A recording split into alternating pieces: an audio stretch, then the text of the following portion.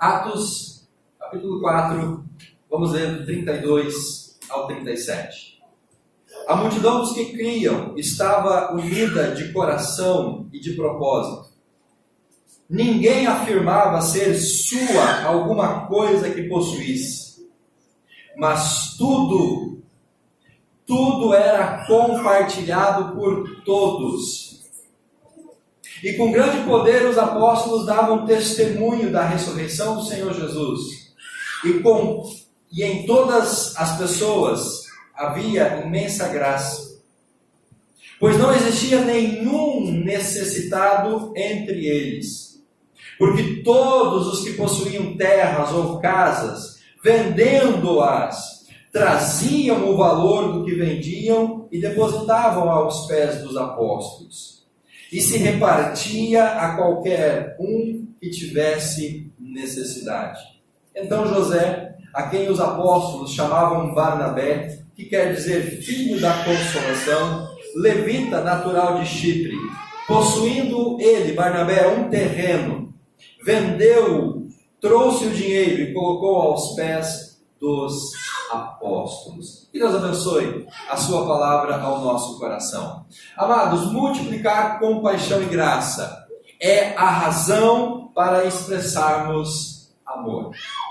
Ou por meio da compaixão e graça, a igreja, o discípulo expressa, demonstra, pratica o amor de Deus que está no seu coração.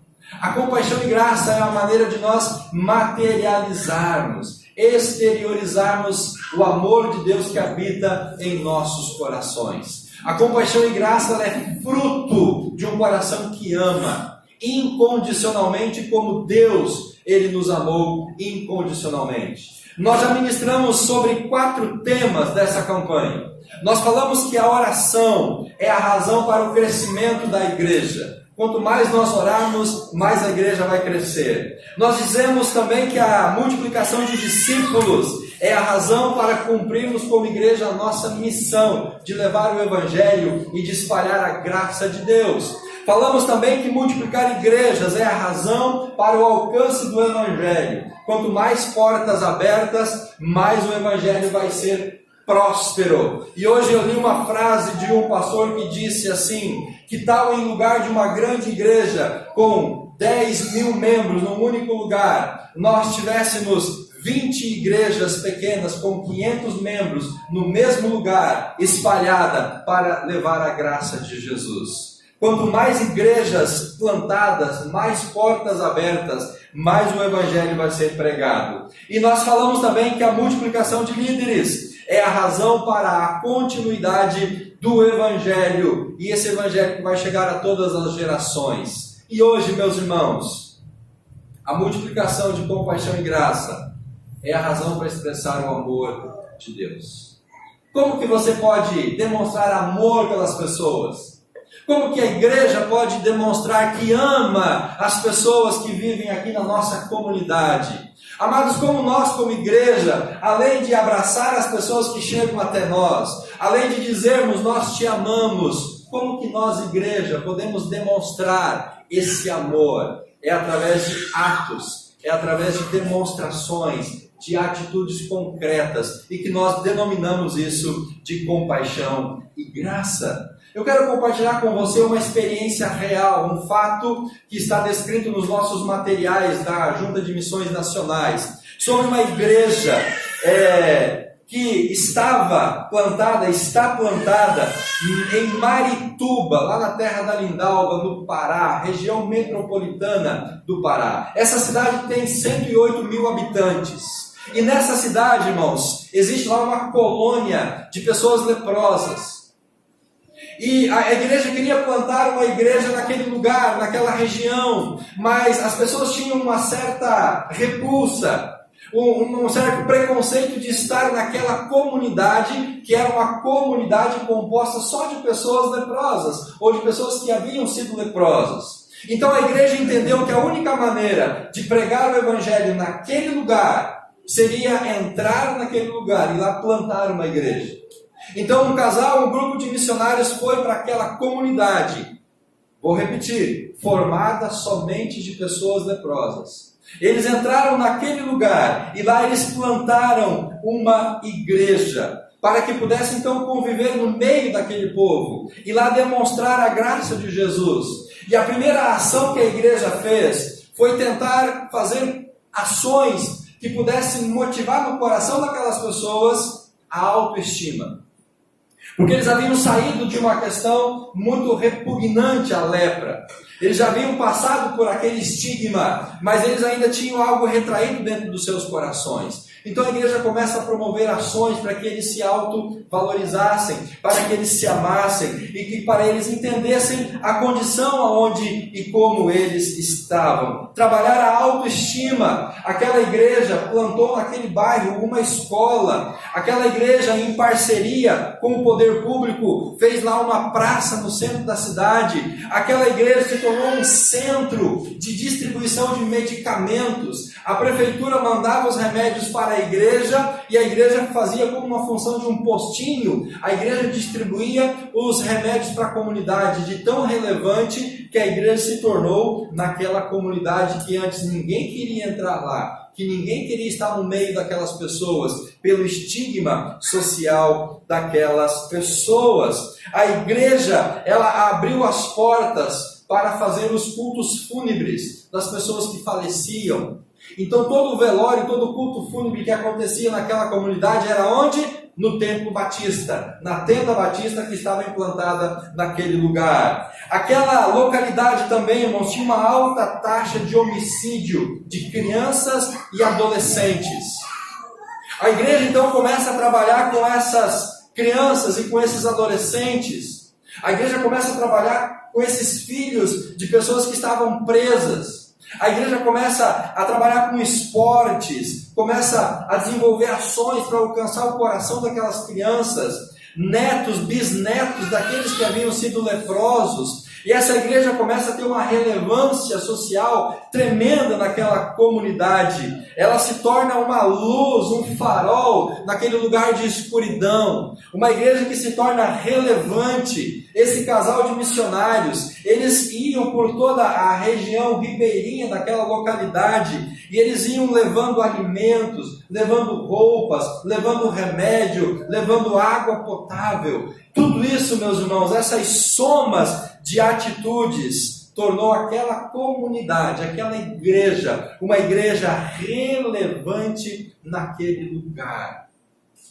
Talvez a gente possa pensar assim, mas o que uma igreja vai ganhar de retorno fazendo todas essas ações? Qual que é o benefício que a igreja vai ter abrindo a sua porta e desenvolvendo todas essas ações que são a priori ação mais social do que uma ação espiritual? Meus irmãos, quando a igreja abre as suas portas, o seu coração para acolher a comunidade, Deus ele usa aquela igreja não apenas para atender situações pontuais de comida, de remédio, de água ou de mudar uma realidade social. A igreja tem abertura para chegar ao coração daquelas pessoas e plantar no coração das pessoas o evangelho. Amém?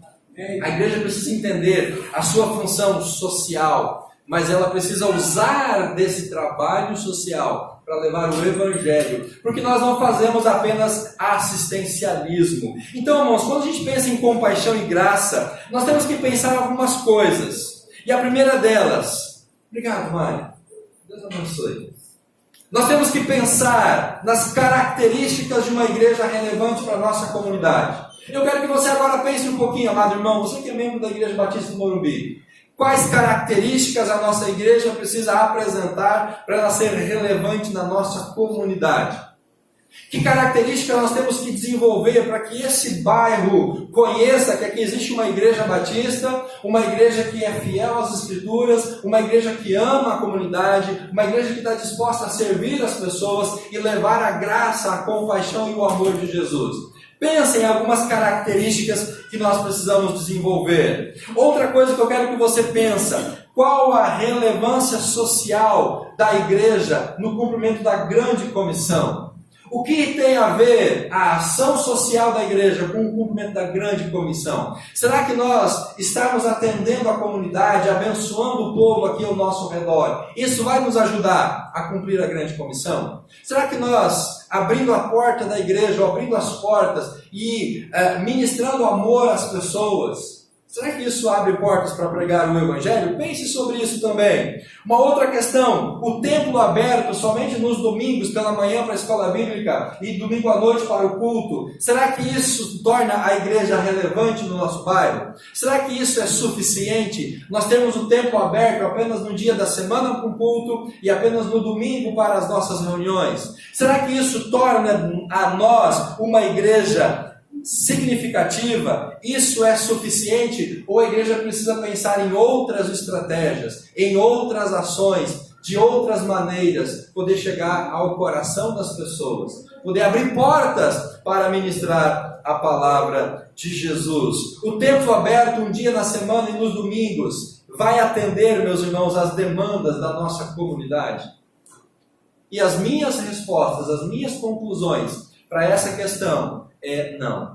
Se a igreja apenas abrir as portas no horário de culto e de reuniões da igreja, nós não vamos atender as demandas da comunidade. Então nós temos que entender que esse prédio, que esse templo, ele é algo que Deus nos deu para nos reunirmos e abençoarmos com essa comunhão maravilhosa. Mas nós podemos usar tudo isso aqui, irmãos, para alcançar vidas, para ministrar ao coração das pessoas e poder ministrar compaixão e graça. E a última pergunta para a gente pensar nessa noite: se a nossa igreja viesse a fechar as portas, como já aconteceu lá na Mário Filho, as pessoas que estão aqui à nossa volta iriam sentir falta da nossa igreja?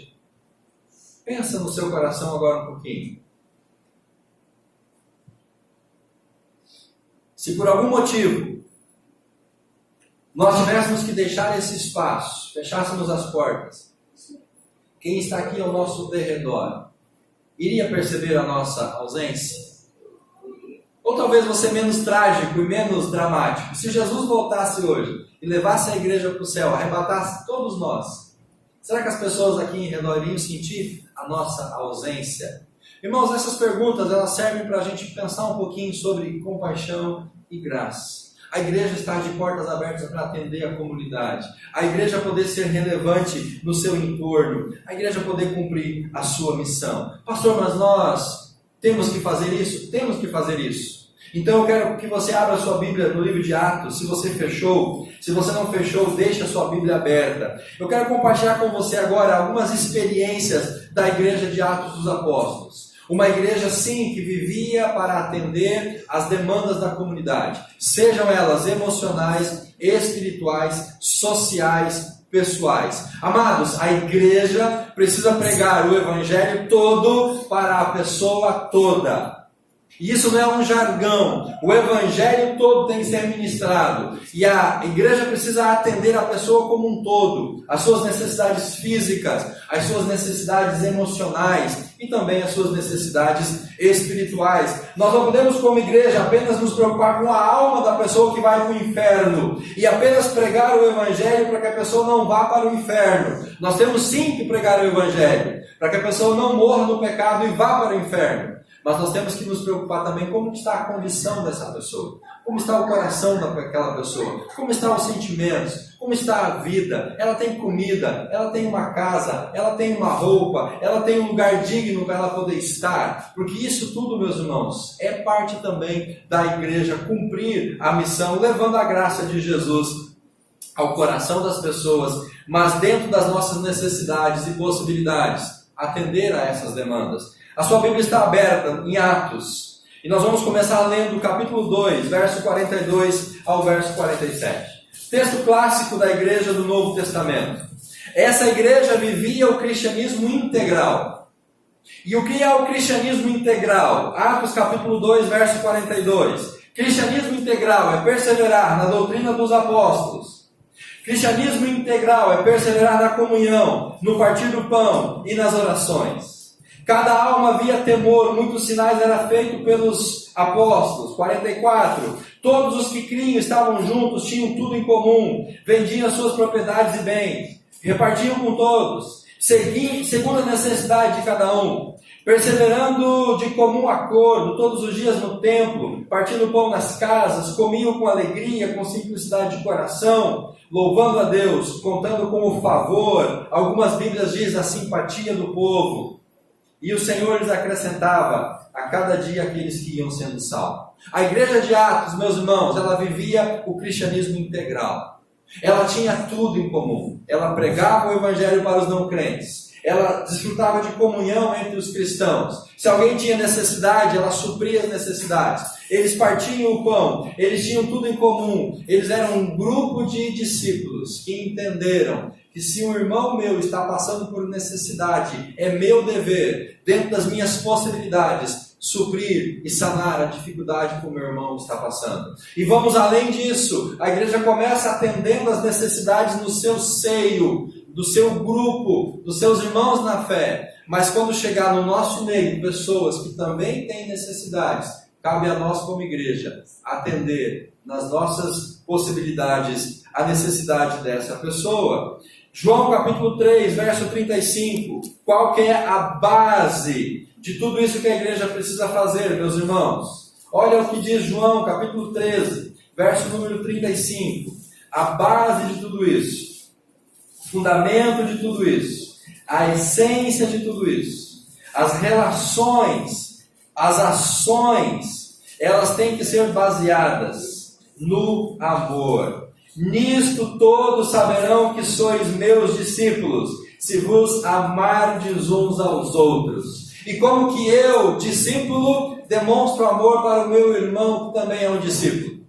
Apenas abraçando ele, dizendo, meu irmão, eu te amo? Não. Como que eu demonstro amor para o meu semelhante? Apenas dizendo, eu te amo, Deus te abençoe? Não. Nós demonstramos amor praticando ações concretas que demonstrem esse amor. Jesus disse para os discípulos que todo mundo, as pessoas ao nosso redor, as pessoas que estão nos observando, a nossa comunidade, ela vai ver que nós somos discípulos de Jesus se a gente viver em amor, se a gente expressar o amor. E amor, meus irmãos, não é só palavras. Amor não é só algo que a gente expressa da boca para fora. O amor, ele é concretizado, materializado em atitudes de compaixão e graça. A compaixão e graça começa pelos de dentro, os irmãos da fé, e depois se estende para aqueles que estão lá fora. Atos capítulo 5,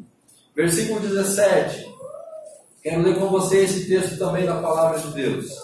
Atos 5, verso número 13, 5 de Atos, verso 13. Quando a gente se ama e a gente vive esse amor, e a gente demonstra esse amor com ações concretas, olha o que acontece. 5 de Atos, verso 13.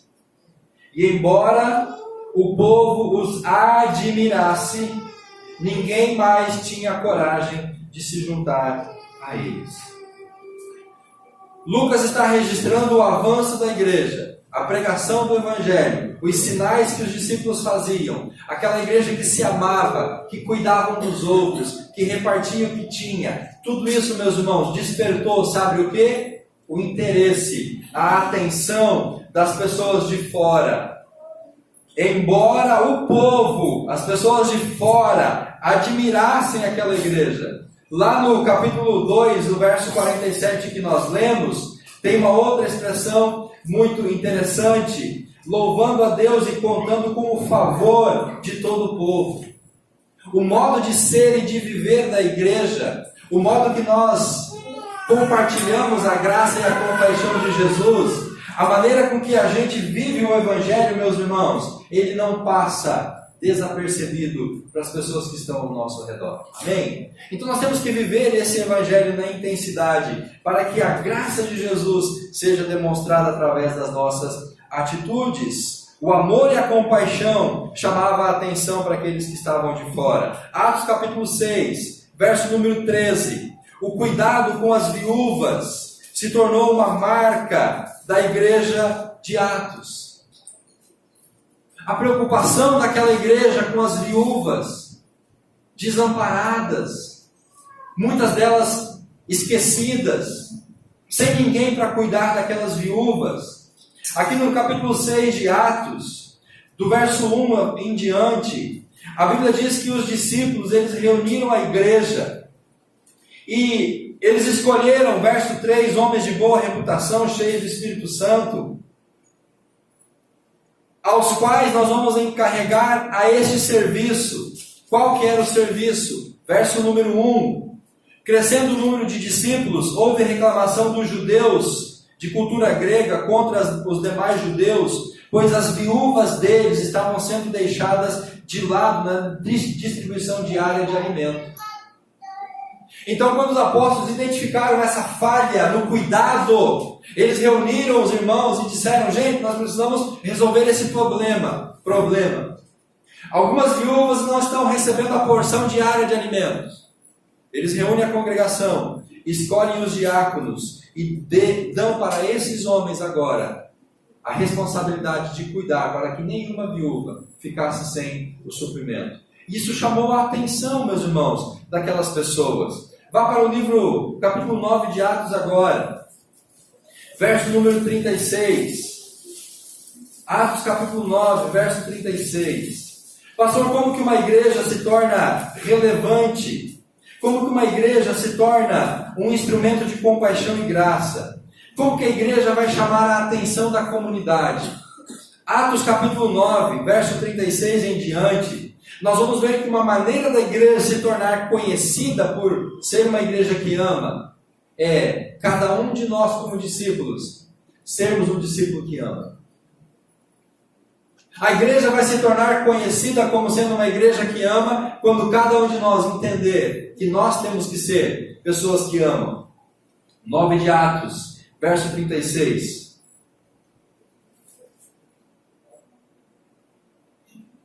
Havia em Jope uma discípula chamada Tabita, que era traduzido o seu nome por Dorcas. Preste atenção no que a Bíblia diz agora, meus irmãos. Ela fazia muitas boas obras e dava esmolas.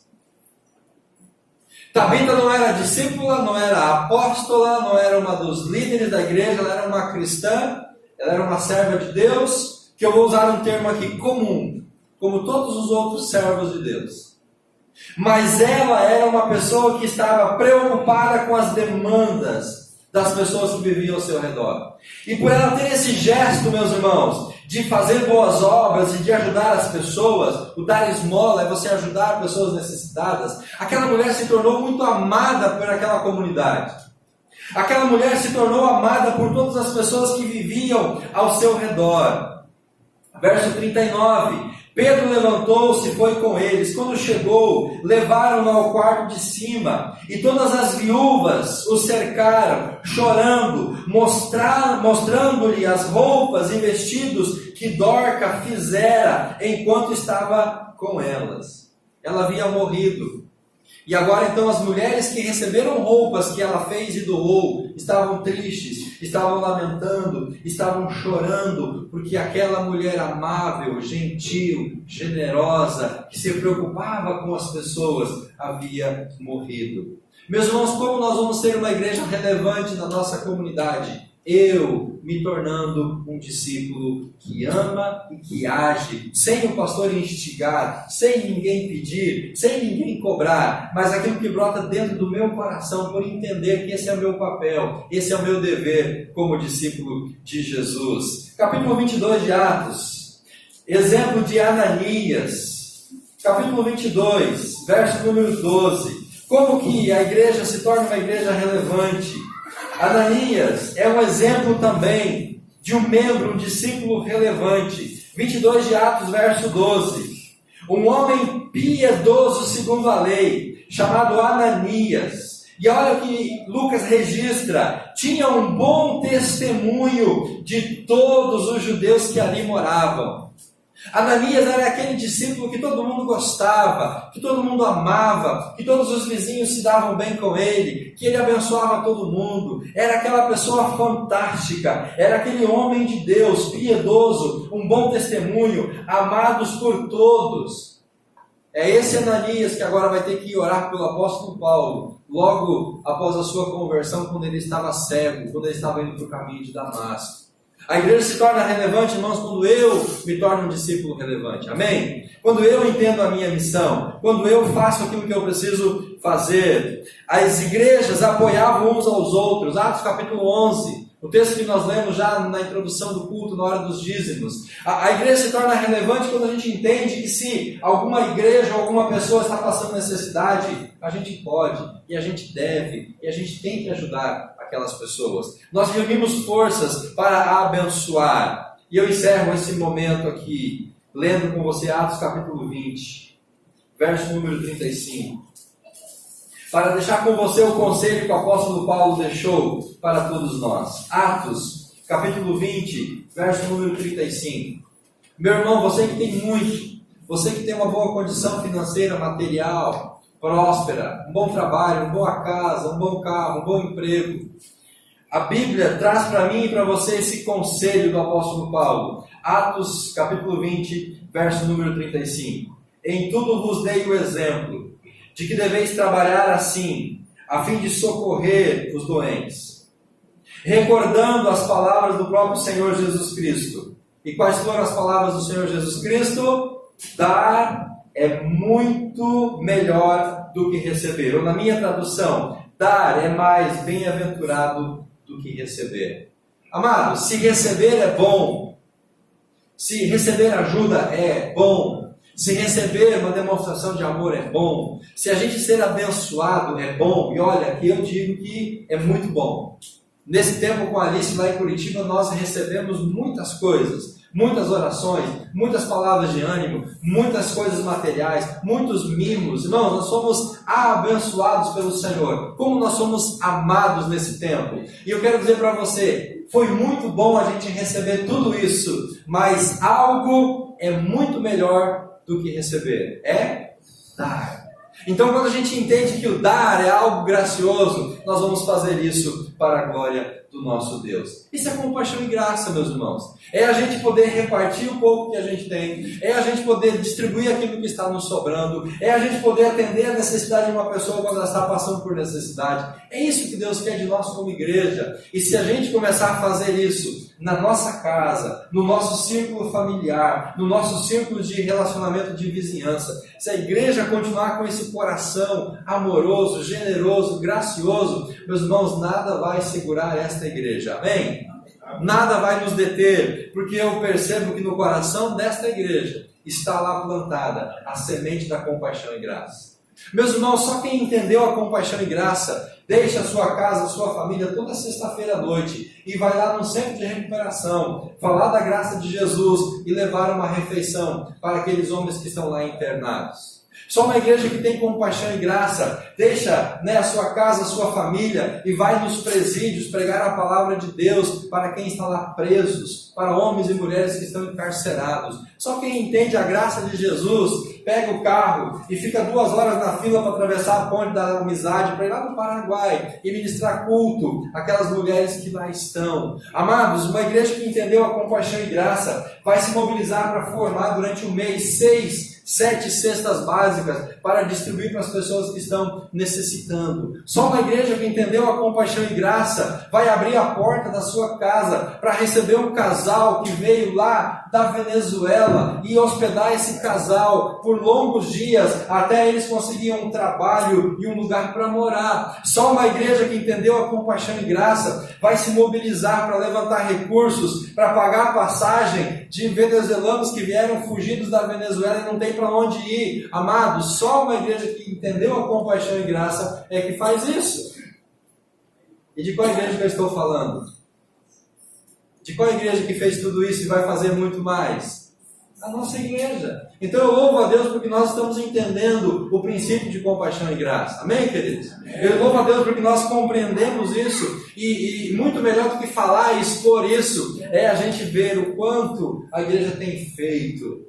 Uma igreja que entende o que é compaixão e graça, tira dinheiro dos seus recursos de dízimos e ofertas para poder ajudar um casal a ser abençoado numa cerimônia religiosa, como nós fizemos ontem à noite. fomos abençoados com o casamento que fizemos ontem. E não foi o primeiro, já fizemos outros para outras famílias, para outros casais. E temos um compromisso de fazer isso para todos os casais que queiram regularizar a sua vida diante de Deus e diante dos homens. Então você que não casou ainda, você que está precisando de um incentivo para se casar, a igreja tem esse pensamento. Não é a igreja santa casamenteira, mas a gente dá aquele empurrãozinho, né? E se precisa a gente vai lá e paga o cartório, a gente paga a festa, a gente paga o salgado, a gente arruma a igreja, porque a gente quer que você seja abençoado pelo Senhor. E nós fazemos isso por quê, irmãos? Porque a gente entendeu o que é compaixão e graça. Amém? Fica um desafio para você no nome de Jesus. Bom, a igreja de Atos era uma igreja que realizava compaixão e graça. E às vezes alguém pode pensar assim, pastor, mas isso era naquela época. Pastor, foi naquele contexto. Nós estamos no século 21, é uma outra época, é um outro contexto, é uma outra realidade. Sim, irmãos, vivemos num outro tempo, num outro contexto e numa outra época. Mas o princípio, ele não muda. O princípio não deve ser abandonado e esquecido. O princípio não deve ser deixado de lado. Nós precisamos manter esse princípio. A igreja deve estender as mãos, abrir as suas mãos, abrir os seus olhos, abrir o coração para a necessidade daqueles que estão ao redor. E abrir mãos, olhos e coração, irmãos, não é só ir jogar uma cesta básica dentro da família, dentro da casa e virar as costas. É fazer muito mais do que apenas dar comida e roupa. Quando a igreja se fecha em si, ela fica indiferente para quem está à sua volta. E infelizmente um dos grandes pecados hoje da igreja moderna, da igreja evangélica, é ser uma igreja muito introvertida, uma igreja muito fechada em si, preocupada com as suas necessidades, olhando apenas para o seu próprio umbigo e não vendo uma gama, um leque, as oportunidades que estão ao nosso redor, irmão, de poder viver o evangelho e ministrar a graça de Jesus. A igreja que se fecha é uma igreja que se torna irrelevante na sua comunidade. E uma igreja que se fecha e se torna irrelevante, quando ela deixar de existir, ninguém vai sentir a falta dessa igreja. E nós não podemos, irmãos, nos deixar contaminar com esse mal, de nos fecharmos, de nos enclausurarmos e de fazer apenas as coisas para suprir as nossas vaidades e os nossos prazeres. Mas nós precisamos avançar para fora das paredes desse templo. Devemos ver as oportunidades ao nosso redor para chegar às pessoas, ajudá-las e com o evangelho transformar as suas realidades. Pastor, mas então dar cesta básica vai transformar vidas? Não. Pastor, acolher pessoas, ajudar com aluguel, com cesta básica, com comida, com água, com luz, com remédio, ajudar as pessoas a casar, vai mudar a vida? Não. O que vai mudar a vida, meus irmãos, é o evangelho, é a graça de Jesus. E essa que é a diferença da compaixão e graça. Compaixão e graça não é assistencialismo social. Compaixão e graça é ministrar ao ser humano como um todo. Se ele tem fome, vamos dar um prato de comida. Se ele está passando frio, vamos dar uma muda de roupa. Se ele não tem um teto para morar, vamos ajudar a construir a casa. Vamos puxar madeira, vamos erguer telha, vamos bater martelo, vamos ajudar a erguer um teto pelo menos para se abrigar embaixo. Mas tudo isso não tem resultado, não tem eficiência, não traz eficácia se a gente não apresentar o bem maior, que é o evangelho da salvação. Assistencialismo, meus irmãos, muitas igrejas, muitas organizações fazem, mas a igreja precisa agir com compaixão e graça. Amém? Relevância na comunidade, o que é isso? Sensibilidade às necessidades da comunidade e o serviço gracioso para cumpri-las, resultando em multiplicação de discípulos. Compaixão e graça é um conceito para a igreja de Atos? Não. É um conceito para a nossa igreja hoje e para todo sempre. Em último lugar, como nós vamos ser relevantes na nossa comunidade? Como nós vamos ser uma igreja parecida com a igreja de Atos? E a primeira coisa, irmãos, é não ficar preso a programas para entreter crentes. Uma igreja que se fecha em si e vive em torno de programas para entreter os crentes é uma igreja que nunca vai ser relevante para a comunidade. ela gasta todo o recurso, toda a força, todos os talentos, todos os dons para dentro de si. Olhar para fora, influenciar a comunidade. E se não puder atender às necessidades, buscar parceria. Lembra da igreja que eu comentei no começo? Aquela igreja, ela era um canal. E através de parcerias que a igreja fez com o poder público, ela podia atender demandas da sociedade. A igreja, muitas vezes, irmãos, ela não tem o suficiente para atender a tudo que as pessoas precisam. E a igreja não precisa atender a demanda de todos. Mas a igreja pode ser um canal.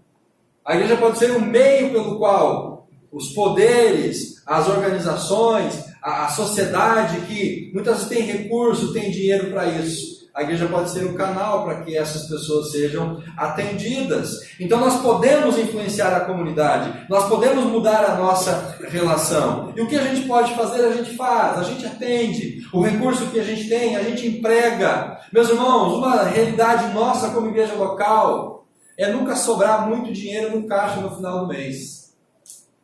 A nossa tesoureira, ela branqueia os cabelos todo final do mês, toda última semana, porque a gente fica ali, né, vai alcançar, vai pagar tudo, vai cumprir os recursos, né, os compromissos, 73% da nossa meta. Se a gente não alcançar esses 25% nessa última semana, a gente fecha no vermelho, a gente não cumpre as nossas necessidades básicas.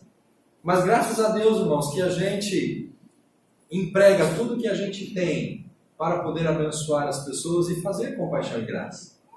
A gente nunca deixa de ajudar uma família que precisa.